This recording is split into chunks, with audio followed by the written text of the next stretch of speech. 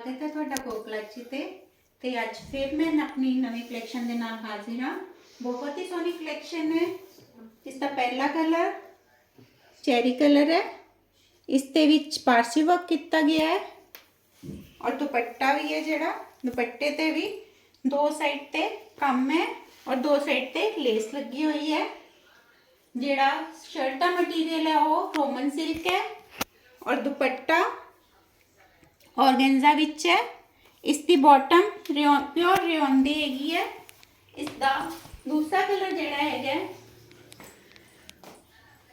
Navy blue है और तीसरा कलर मोव है। बहुत ही प्यारे सूट है सारे। जिहड़ा भी सूट तुहानूं पसंद आ रहा है उसका स्क्रीनशॉट लेके साडे WhatsApp नंबर 9569070936 पे भेज दो कि अपना ऑर्डर बुक कराओ। Thank you.